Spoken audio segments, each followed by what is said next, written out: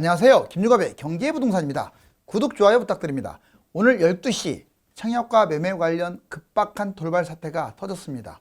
또한 75%의 적중률을 자랑하는 AI는 서울 집값이 올해부터 3년간 하락할 것이며 전국 모든 곳이 상승할 곳이 한 군데도 없다고 전망하고 있습니다. 많은 분들이 지금 어느 곳에 청약을 받아야 하며 청약을 받아서는 안 되는 곳들이 있는지, 또한 언제쯤이나 아파트를 매입하거나 매도해야 하는지 아주 궁금해 하는데, 오늘 자료를 바탕으로 확실하게 설명해 드리겠습니다. 전화번호는 010-3999-8808 유료상담 전화 주십시오. 오늘 12시 급박한 돌발 사태, 단지마다 3억 초급매 아우성. 지금 인력 떨어진 것들은 이제 다 널렸어요. 왜냐? 인력 떨어지지 않고서는 누가 사지를 않습니다. 기본이고요. 3억, 4억, 심지어는 5, 6억까지 이렇게 빠진 곳들이 나오고 있습니다. 이건 지방도 마찬가지예요. 지금 부동산이 아예 폭탄을 맞은 것처럼 쭉 이 도시에 지금 퍼져나가고 있는 상황입니다. 자, 폭락장에 청약 매매, 과연 여기를 넣을까 말까? 모든 걸 제가 알려드릴 수는 없어요. 시간이 한계가 있으니까. 여기 보시면 이제 올해 2022년 현재 지금 하락 시작하고 있잖아요. 이때, 그 다음에 1, 2년 하락했을 때, 아마 1, 2년 하락하면 규제가 해제될 거예요. 규제라는 말은 청약에 관련된 여러 가지 규제, 대출 규제, 실거주 규제, 이런 게 사라져버린단 말이에요. 3, 4년 정도 떨어지면 아예 규제 없어지는 건 기본이고 부양책이 나오겠죠. 자, 세 가지로 구분해 볼까요? 먼저 올해 청약은 지금 넣었을 때 괜찮은 곳은 서울 3기 신도시, 대략 500세대 이상 청약할 곳들은 괜찮아요. 물론 이것도 가점이나 특공 여건이 상당히 좋으면 좋은 데를 넣어야죠. 그냥 대충 넣어가지고 당첨된 다음에 고민하지 마시고, 평범한 사람들은 이렇게 넣어도 돼요. 이런 데는 다 많이 갈 곳이니까. 다만 고분양가 300세대 미만 비인기는 아예 넣지 마세요. 그 다음에 매매 볼까요? 전국적으로 거품이 심합니다. 이제 떨어지기 시작했잖아요. 이제. 그래서 웬만하면 지금은 매수 금지. 다만 이제 매수를 나는 꼭 해야겠다는 분들은 3월 이후에, 즉 대선 끝나고 흐름을 좀 보세요. 그런 다음에 실거주 목적이고 자본금이 있다는 조건으로 금매는 무조건 잡으라는 게 아니라 판단할 수가 있습니다. 자, 이제 청약과 매매 올해 전략 아셨죠? 그러면 1, 2년 집값이 떨어졌다. 그럼 규제가 해제되고, 자, 이제 먼저 청약부터 보자고요. 서울 3기 신도시 500세대 이상은 이제 판단을 하는 거예요. 무조건 청약하라는 게 아니에요. 가점이 나빠도 이제 서서히 미분양도 나오고 분양권도 전매가 가능할 수 있으니까 무조건 넣는 게 능사가 아니죠. 이때는. 왜? 하락을 한 상태니까. 여기는 하락 전이고. 그 다음에 분양권 잘 들으세요. 분양권, 미분양, 금매, 이 넷 중에서 고르는 거예요. 항상. 이게 아마 분양권도 전매 가능할 거예요. 이때는. 그리고 1 플러스 1, 1 플러스 2는 뭐냐? 나는 그냥 기존 아파트 매입을 하나 하고 플러스 1, 분양권, 미분양을 하나 더 잡겠다. 또는 2개 더 잡겠다. 바로 이게 1 플러스 1, 1 플러스 2예요. 폭락장에는요, 해도 돼요. 본인이 견딜 수 있다면. 집값 엄청나게 뛰잖아요. 자, 그 다음에 보시면 이제 매매는 입지 좋은 대단지가 아마 30% 정도 떨어질 텐데, 이런 데는 더 떨어진다고 하더라도 내 마음에 든다 하면 30%는 많이 떨어진 거잖아요. 금매 잡아도 됩니다. 다만 이런 곳은 조심하세요. 외곽 같은 곳은 300세대 또는 미만인 곳은 30% 폭락했다고 해서 무조건 잡는 게 아니에요. 이건 본인이 판단을 해야 돼요. 웬만하면 상급지를 잡는 게 나아요. 같은 30%를 떨어졌어도. 왜? 회복 못할 수도 있으니까. 자, 그 다음에 3, 4년 떨어지면 부양책이 나옵니다. 청약, 서울 3기 신도시 아주 좋은 곳만 이제 골라야 돼요. 가점이 나빠도 좋은 곳 넣으세요. 왜 좋지도 않는 고분양가 그런 데를 왜 넣을까요? 이렇게 3, 4년이나 떨어졌으면 집값이 폭락했을 텐데. 그리고 분양권, 미분양, 금매, 아까처럼 1 플러스 1, 1 플러스 2, 이 중에서 나한테 맞는 걸 선택하세요. 투자성이 높은 곳을 선택하세요. 그리고 매매 볼까요? 좋은 입지, 이때는 50% 정도 떨어질 가능성이 커요. 3, 4년 정도 빠지면. 그리고 내 것만 잡지 마시고 자녀 매입을 생각하세요. 꼭지장에 자녀 매입 자꾸 질문하시는데 왜 상투장에 자녀 거 막 잡으려고 해요? 돈만 들어가고 증여세만 세지. 그리고 또 부양책을 쓰니까 그 조건이 좋은 것들, 뭐 10% 계약금을 할 수 있는지 뭐 이런 거. 입지 외곽이라든가 300세대 이런 데는 설령 반토막이 났어도 하지 마세요. 웬만하면 하나라도 좋은 곳으로 가세요. 좀 비싸더라도. 자, 이제 부동산 하락기 지역별, 가격별, 유형별 순서. 부동산 하락기에 먼저 지역별로 자, 상승 하락은 다 이렇게 진행돼요. 서울, 수도권, 광역시, 지방으로 확대됩니다. 실질적으로 이렇게 지금 떨어지고 있어요. 지방이 아마 수도권보다는 늦게 더 빠질 거예요. 그다음 문제. 근데 이제 지방이라든가 또는 수도권이라 지방 광역시의 외곽이라든가 이런 데는 황금성과 회복이 심각합니다. 뭔 말이냐? 2021년에 이후에 뛰었을 거예요. 혹시 지금도 뛰고 있거나 작년 말부터 뛰고 있거나 이게 늦게 뛴 곳들은 뭐 장담할게요. 아예 그런 곳은 입지가 좋은 게 아니에요. 주택이 좋은 것도 아니에요. 얼마나 안 좋으면 이제서 뛰고 늦게 뛰었겠어요. 그런 것들은 잡으면 큰일 납니다. 여기 나왔잖아요. 그런 것들은 주로 지방 외곽, 황금성도 없는 곳들이 그냥 키 맞추기로 뛰는 거니까 2021년 이후 뒤늦게 뛴 것들은 잡지 마세요. 자, 이제 또 순서로 따져볼게요. 가격, 이번에는 가격에서 이렇게 비싼 거, 중가, 저가 이런 식으로 지금 올랐어요. 집값들이. 뭐 싸다고 해서 나쁜 것은 아니지만 싼 것은 다 이유들이 있거든요. 보시면 자, 입지, 세대수가 적은 것들 이런 곳들은 회복이 안 될 수가 있습니다. 입지가 나쁘거나 세대수가 안 좋은 곳들의 특징은 21년 역시 이후에 뛰었어요. 가격이 싼 것들. 싸다고 해서 무조건 잡는 게 아니에요. 자, 그 다음에 유형별로 아파트가 가장 먼저 뛰었어요. 그 다음에 주택이 뛰었고요. 일반 주택. 그리고 빌라, 상가 이런 식으로 확대됐어요. 즉 뒤에가 제일 안 좋은 거죠. 항상 상가가 안 좋고 빌라, 주택 이 순서로 안 좋은 거예요. 오피, 빌라, 상가 이건 황금성이 안 되고 회복이 심각합니다. 회복도 안 되고 안 팔려요. 결국 얘들이 뛴 게 잘 보세요. 서울도 그렇고 2021년 이후에 많이 뛰었잖아요. 특히 안 좋은 것들이. 자, 결론적으로 지역이 됐든 가격이 됐든 유형이 됐든 제가 말씀드린 대로 하시면 됩니다. 자, 이제 2022년 이후에 부동산 전망을 했더니 이제 AI를 한번 추가해 봤어요. 이게 제가 추가한 게 아니라 이제 회사 여러분들 인터넷 치면 많이 나오죠. 자, 그리고 기관 전문가 국민 전망이 있는데 제가 주목하는 것은 솔직히 말씀드리자면 전문가나 국민들보다 이 AI 전망이 훨씬 더 신빙성이 높다고 봅니다. 자, 보실까요? 2022년 이후의 부동산. 먼저 AI. 적중률은 뭐 증빙 완전히 된 건 아니지만 대략 한 74% 정도. 여러분들 바둑도 지금 그 아주 종합적으로 머리를 써야 하는데 사고력까지도 필요한 이 바둑마저도 엄청난 데이터로 지금 프로들 세계 1인자들도 비교조차도 안 되잖아요. 이것도 마찬가지예요. 부동산 전망도. 본인이 아무리 똑똑해봤자 이 인공지능도 어느 정도 참고해서 전망을 해야지 본인의 생각만 갖고는 한계가 있어요. 보시면 18년 데이터를 입력했는데 서울 집값이 앞으로 3년 동안 떨어진다면 이게 나왔잖아요. AI가 서울 3년간 집값 하락.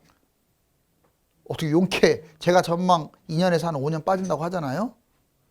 기타 지역도 다 하락한다. 잘해야 보합이다. 상승 지역은 한 군데도 없습니다. 상당히 대단하다고 느끼는 게 지금 전국이 다 뛰었거든요. 몇 개 아파트 빼놓고는 싹 뛰었어요. 그러니까 이런 전망이 나오죠. 그 다음에 기관은 건사년 뭐 2.0, 국토연구원 5.1, 주사년 2.5 자, 이렇게 다 상승을 했는데 요즘 조정하고 있어요. 집값이 내려가고 있으니까 아직은 얘들이 조정은 안 했는데 우리금융 3%까지 뛴다고 했다가 1% 뛰는 걸로 하향. 아직도 정신 못 차렸죠. 1% 뛰는 걸로 지금 했으니까. 정부는 하락 전망하고 있고요. 기관만 상승이고 다 하락입니다. AI, 정부, 전문가, 국민 다 하락. 전문가 보세요. 상승 30%, 하락 52%, 보합 18%. 현재 지금 KDI 자료로 지금 전망을 한 거예요. 그전에는 상승 50, 하락 23, 보합 26. 자, 한 두세 달 전에는 이랬다가 이렇게 다들 말을 바꿨죠. 이제 점점 더 하락이 늘어나고 있어요. 왜? 이게 구조적으로 지금 집값이 떨어지고 있으니까. 자, 그 다음에 국민들도 하락 전망이 많습니다. 상승 39, 하락 43, 보합 18. 큰 차이는 안 나지만 점점 하락 전망이 늘어나고 있고요. 이전에 비슷한 흐름, 조사기관마다 좀 다르지만 전체적으로 하락이 더 많아지고 있다. 자, 이제 12시 발표된 청약과 매매 관련 주요 지표, 어제도 이제 했던 내용이 있습니다. 먼저 청약은 뭘까요? 12시 발표된 것들. 자, 청약 통장 가입자가 2,677만, 분양권 프리미엄 입주 시에 수억씩 지금 급락 중이에요. 그러니까 가입자도 줄고 있고 프리미엄도 줄고 있어요. 2억 올랐던 게 제로까지 왔어요. 청약 경쟁률도 수백 대 1까지 갔던 게 올해 들어와서 수십 대 1로 확 줄어들고, 그 다음에 계약률은 급감해서 1, 2순위 미계약도 급증하고 미분양 증가하고 있고, 그 다음에 준공후의 미분양, 악성 미분양도 지방 중심으로 늘어나고 있어요. 매매도 마찬가지입니다. 거래량 급감해서 지금 2013년 폭락장 수준으로 지금 서울 1,000건밖에 거래가 안 돼요. 서울의 문제가 아닙니다. 경기도 지방도 거래가 확 줄었어요. 급매물은 쌓이고 있네요. 시세보다 낮은 매물. 지금 호가가 아직도 높다고 하지만 이거 거래시키는 매물들이 다 낮아요. 하락 거래가 90%, 10건이 거래되면 9개는 신저가예요. 그 다음에 매수 심리 급감, 기준점 100이 이제 보통이잖아요, 심리가. 그런데 3개월 이상 하락해서 조사 기간마다 다르긴 한데 지금 거의 금융위기 수준이 30인데 지금 40에서 50이에요. 불과 얼마 전만 해도 90몇, 100 왔다 갔다 하지 않았나요? 지금 40몇, 50몇 이래요. 뭐 집값은 많이 안 떨어졌는데 그만큼 심리가, 매수 심리가 급감했다는 거죠. 주간 시세는 이미 마이너스로 전환됐죠. 수도권 광역시 하락. 그 실거래가 고점 대비 28%. 자, 지금 6개월 동안 실거래된 자료를 쭉 뽑아봤더니 얼마나 빠졌느냐. 이 최고가 대비 무려 28% 엄청나게 빠진 거예요. 10억짜리가 7억 2천으로 지금 거래가 됐다는 것은 지금 초급매 위에는 거래가 안 된다는 얘기예요. 자, 그리고 여기 이제 2001년부터 2032년까지 10년간 부동산 예상 흐름들을 한번 보겠습니다. 일단 빨간 것은 실거래 시세고 파란 게 매물 시세인데 먼저 빨간 거 보세요.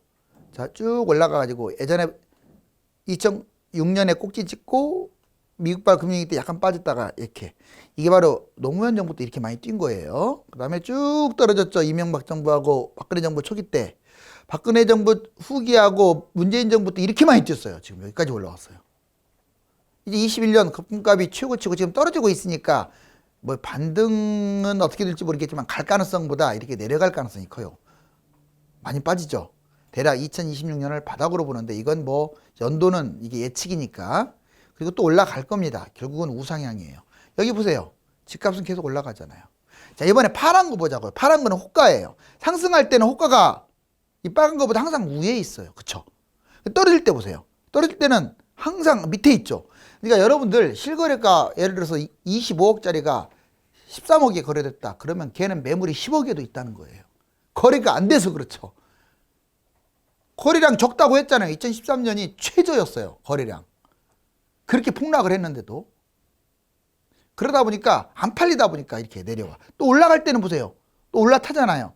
이 빨간 거 실거래를 호가가 올라갑니다. 또 내려갈 때는 이렇게 호가가 내려가요. 그래서 폭락장이 무서워요. 상승장에 집 잡는 것도 무서운 거고요.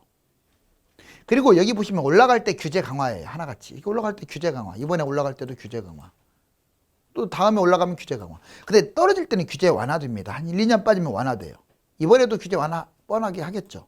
그런데 완전 많이 폭락했다. 옛날 2013년처럼 너무 많이 빠지면 부양책 써요. 많이 빠져버리면. 2026년에 많이 빠진다. 그러면 한 3, 4년 빠진다. 부양책. 부양책이 뭐냐? 막 5개씩 잡아도 세금 안 받겠다 이런 뜻이에요. 막 잡아라 이거예요. 대출 5% 갖고 집 잡아도 된다 막 이런 거예요. 그리고 여기 보면 꼭지 찍을 때는 거품가예요. 거품가 이렇게. 거품가. 지금 거품가네요. 폭락할 때는 초급매가 나옵니다. 초급매 때 잡고 거품가 때 팔면 참 좋겠죠. 유추는 할 수 있어요. 대략. 자, 이렇게 봤을 때 지금 현재 위치가 여기니까 상당히 위험하지 않나요? 결론적으로 세 가지. 집값은 폭등과 폭락이 반복됩니다. 반복되잖아요. 두 번째, 폭락장 매수나 갈아타기 한다. 즉 이때 매입을 하거나 갈아타기도 이때 해야 돼요. 내가 안 좋은 거 갖고 있으면 더 좋은 곳으로 갈아타야죠. 걔가 많이 빠졌으니까. 세 번째, 아파트는 선별적으로 계속 올라간다. 자, 이거 보세요. 계속 올라갔잖아요. 떨어지는 것보다 올라간 게 크다 이 말이에요. 이제 다주택 연끌 마지막 매도 기회 3번. 특히 다주택자들이 요즘 막 이렇게 문의가 많습니다. 제가 보기에는 올해가 마지막 기회일 것 같은데 이미 지금부터 대선 빠지고는 있지만 지금부터 대선까지가 1차 기회 1월에서 3월 대선 전에 양도세 완화 여부인데 가능성은 없어요. 거의 지금 집값이 좀 내려가고 있으니까 가격 하락 거래 실종 지금 계속 진행되고 있고 차익 세금 감안해서 좀 낮춰서라도 파는 게 어떨까. 대세 하락에는 집값이 50%까지 폭락하니까 세금은 오른 거에서 내는 거잖아요. 여러분들 세금 중과세 세금 때리고 하는 것보다 훨씬 많이 토해내는 거예요. 폭락하면 망합니다. 그러니까 도중에 잘 판단하세요. 두 번째 기회는 대선부터 지자체 3회에서 6월 달로 보여져요. 지자체 때는 보통 지방자치나 호재를 갖다가 이렇게 선전하니까 올라갈 가능성도 있고 지자체 전 양도세 완화 여부가 관건이에요. 근데 하락하게 되면 완화 안 할 것 같은데요. 가격 부합이나 정체 그런데 지금 분위기로는 글쎄요. 오히려 하락이 더 유력해 보여요. 차익 세금 감안해도 낮춰서라도 매도하는 게 저는 좋다고 보고요. 대세 하락 50% 폭락하면 더 손해봅니다. 이거 지금 다주택만 말하는 게 아니라 영끌도 말하고 있어요. 영끌 고민하지 마세요. 던져버리면 되잖아요. 손해 덜 보고. 자, 여름 폭등장. 여름에 또 올라갈 수 있다. 항상 왜? 여름에 6번 연속 폭등했기 때문에 올해도 몰라요.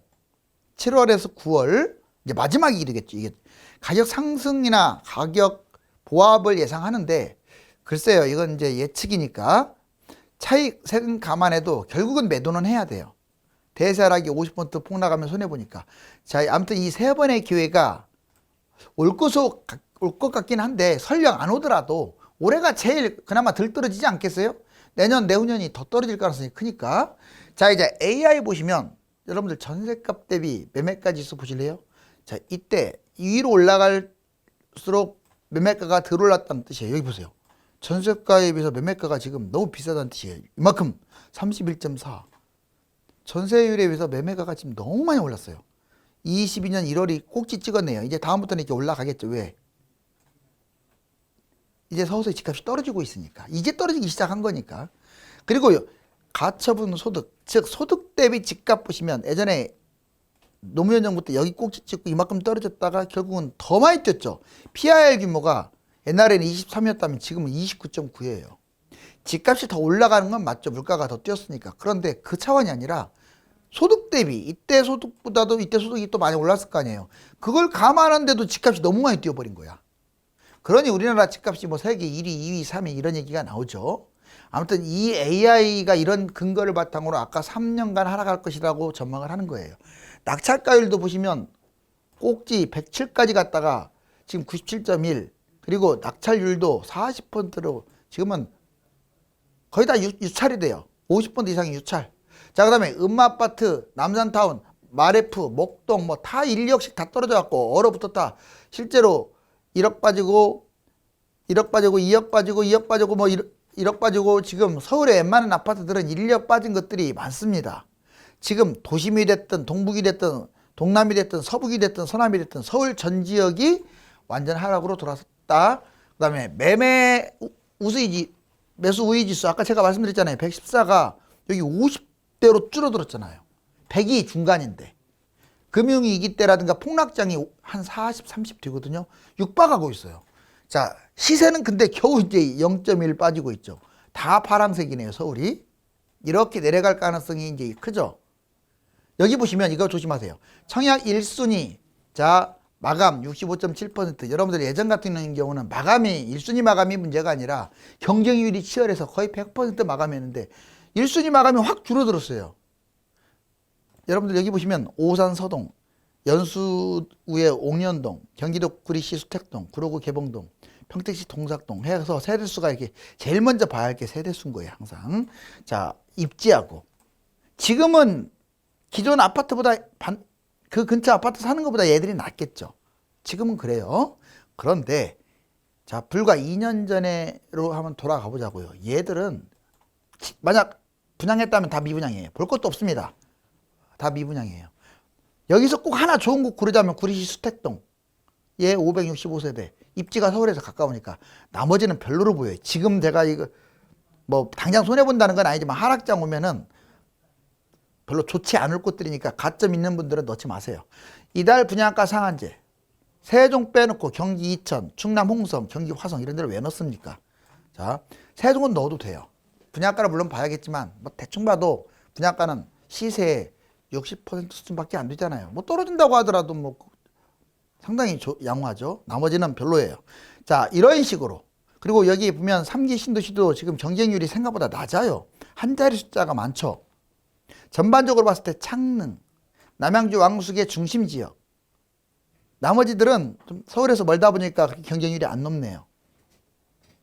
자, 이제 집이 이렇게 불타듯이 지금 집값이 이제 서서히 얼어붙고 있는 상황으로 가고 있네요. 집값이 안정을 찾아가면서 청약시장도 분위기가 한풀 꺾인 상황입니다. 그렇지만 대세 하락은 이제 시작이며 언제까지 펼쳐질 것인지는 미지수지만 거품이 워낙 높기 때문에 대폭락할 곳들이 많은 것은 확실해 보입니다. 감사합니다.